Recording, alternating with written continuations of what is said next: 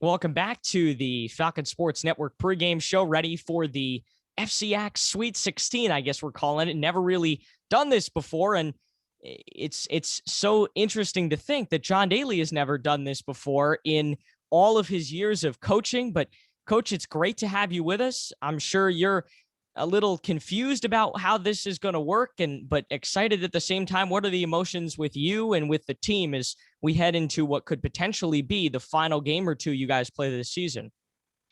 Yeah, well, hopefully it's not the final one tomorrow night for sure, and we're taking it one game at a time. But we're just excited. It's March. It's the best time of the year. It's the postseason, and there's nothing better.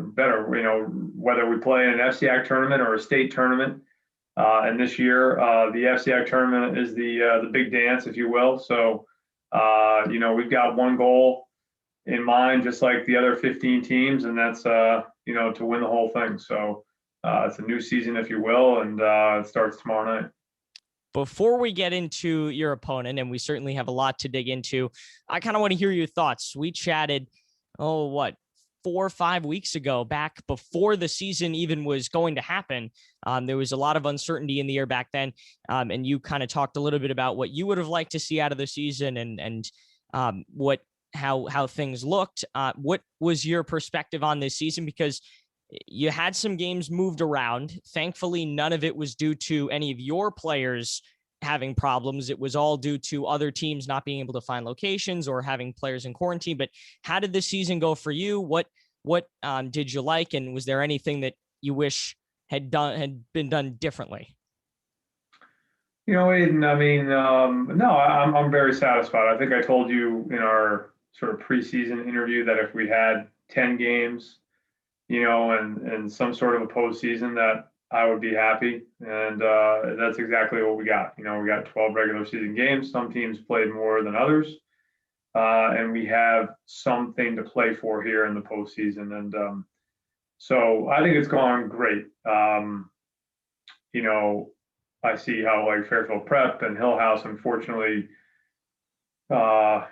had a quarantine at the wrong time. And we're still not out of the woods yet. We still have another week or two to go here for us. And so we've been very lucky in a sense. But that's something we've kind of prided ourselves on as well, is making sure that we're, being responsible away from basketball and, playing a full slate of games and get through the season without any sort of shutdown. So, yeah, I'm pleased. I think Dave Schultz, I think Jim Moriarty, I think the CIC, I think the FCI have done a really good job here in making this happen. And I'm just really happy for our seniors that they were able to have some sort of a season.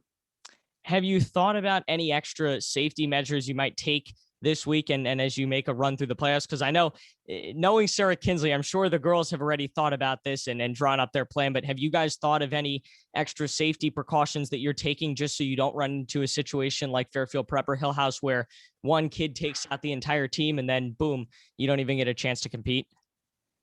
Well, one thing we stress with our guys is like control what you can control, right? And that sort of mantra on the basketball court applies to this as well. So, when we're in practice, we're preparing like we would any other year, honestly. We're not going to,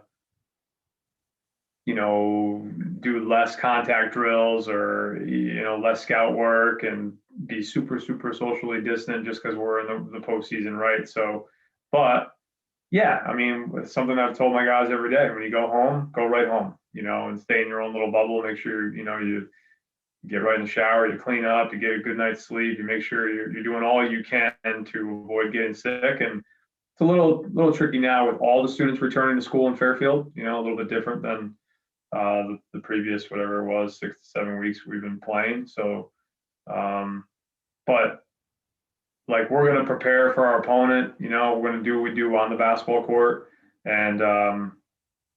And hopefully, whatever else is out there is sort of out of our control, right? And but yeah, we're just all trying to be safe. I'm trying to be extra safe. I have a baby girl on the way. Thursday is the due date, so I've got a couple things I'm juggling this week. So, I think that's all you can do, really.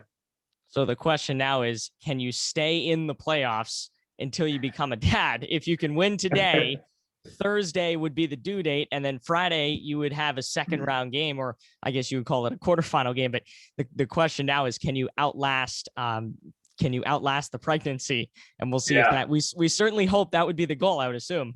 I'd like to think she knows what's going on in there, and she's going to be patient and do the right thing and wait until this is all said and done. But listen, this is no surprise if something were to happen here in the next few days. The guys know that family comes first, and I'll be with my wife, obviously, and I'll take a few days off after. And we've got a great staff with Joe Basio and Rob Kinsley, Darren Lee, that I'm fully confident that would take over the reins and coach the team. So again, that's sort of obviously 100% out of my control, and but the boys are fully aware of my situation, and they've been super supportive and understanding of it all year long. And it's been tricky to navigate the pregnancy and coaching a high school basketball team through a pandemic. So every day there's something new. So I assume that means if she were to be born on Thursday, you have plans in place so that someone else will coach the team Friday? 100%. I would not coach Friday, and the guys know that. So if something were to happen these next few days, we've got our backup plan in place. Well, let's move on to your opponent tonight, and that's Darien, a team that you're pretty familiar with. You played them last week, a week that I'm sure was full of emotions. There were 3 games. You needed to win 2 of them, and you barely did, but you're in at 500. You get the tiebreaker. What were the emotions? What are the emotions coming into tonight? What's your game plan for the team? Well, listen, I mean, it's tricky because it's hard to beat anybody 2 times in a week, right?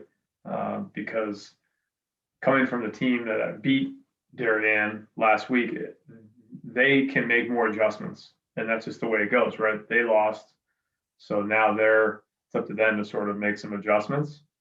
Whereas sort of, we just continue to do what we do, right?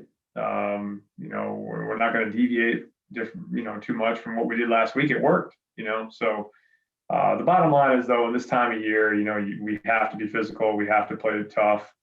We've got to, we have to play defense, and then we got to make more shots, right? We got to score more points. So, we've got some things up our sleeve for tonight, and we've got a good game plan, and hopefully we can go out there and execute it. I forgot to tell you before the interview, don't worry about giving anything away, because this isn't airing until the actual broadcast. So no one's seeing this. Nobody's seeing this before that's the game. Case, then, we're going to be super physical, and obviously focusing on Miles Drake. He's a very good player. He's an all first team player, I'm sure. And he's had a couple of big games for Darien, and we did a great job of sort of taking him out of the game last week. And, I don't think we would deviate from that, right? That's sort of plan number 1. And, I'm sure they're ready for that.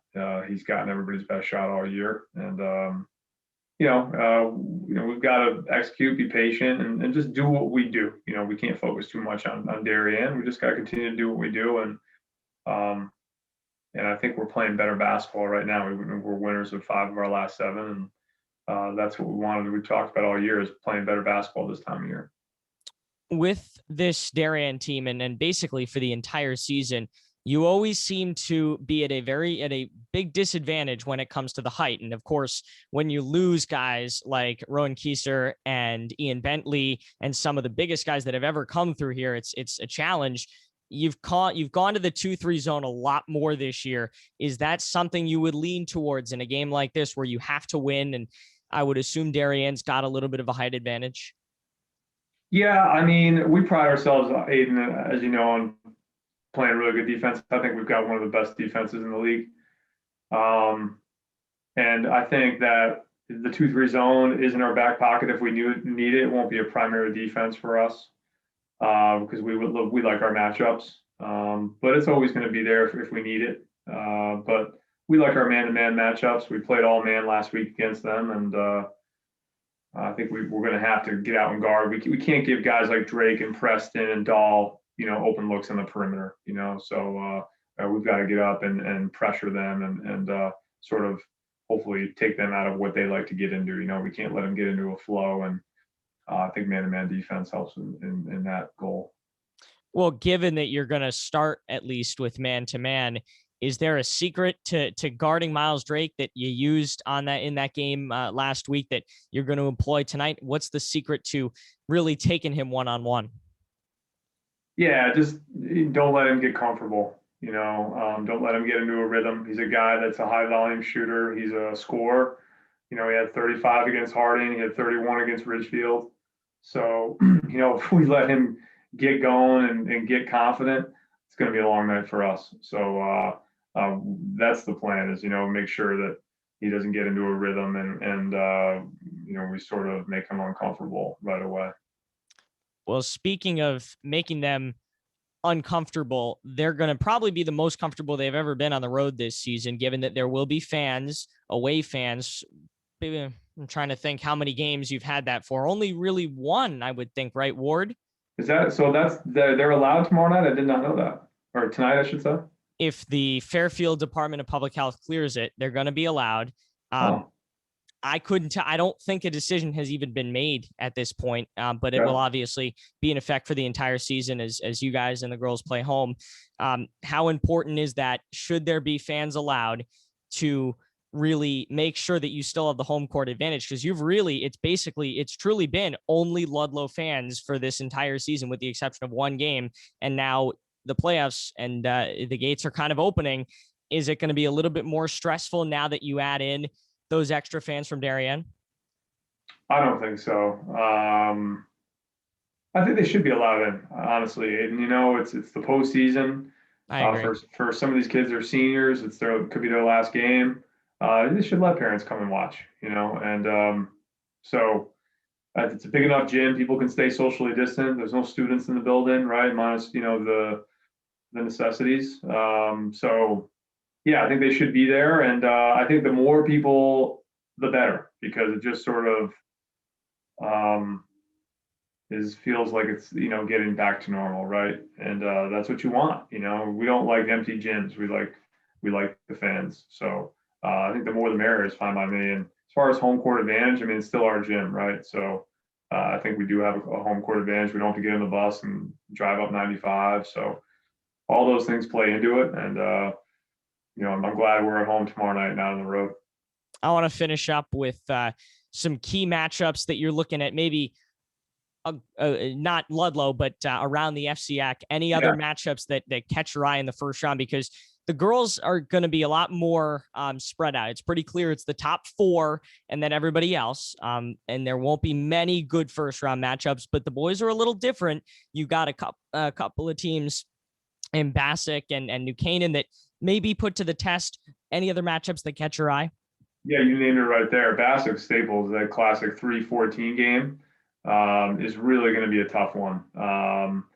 Bassick, I've been saying all year, they haven't played as many games as anybody else, but that's not a team that you want to see. If you're a top 5 team and you've got to play them in the first round, that is not a team you want to see. They're big, they're long, they're fast. They've got a great point guard in Tyrese Hammonds.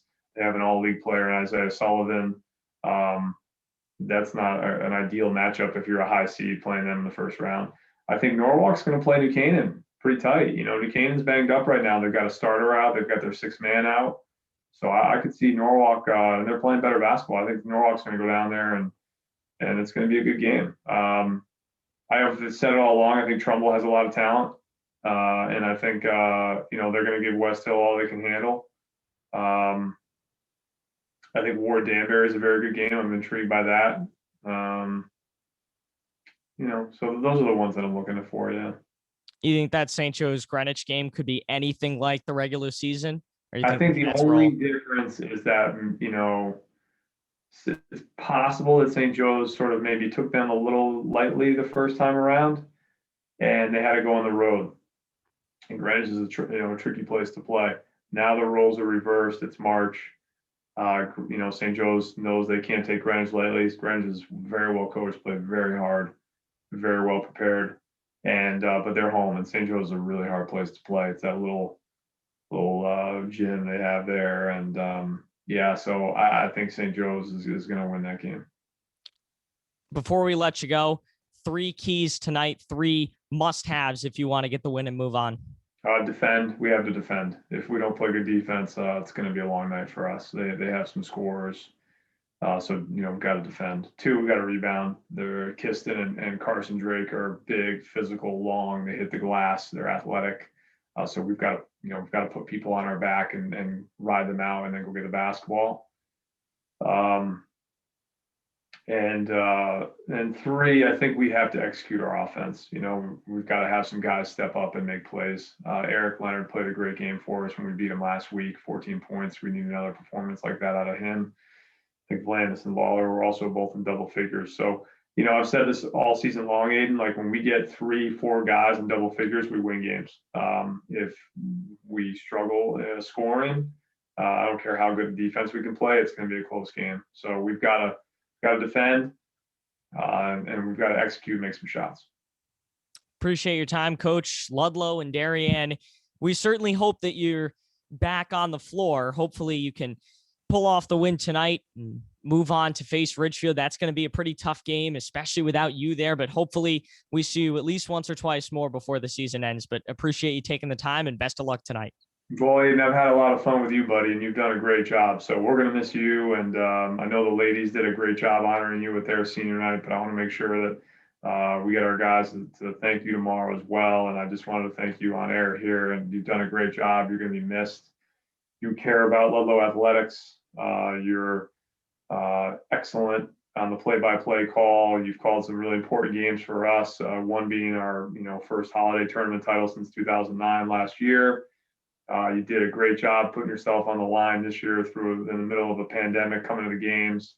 So I've really enjoyed talking with you. I really enjoy this, and you make our guys feel important for what you do. So thank you very much. We wish you nothing but the best, and I can't wait to see you in prime time later on, man, down the line, wherever you end up.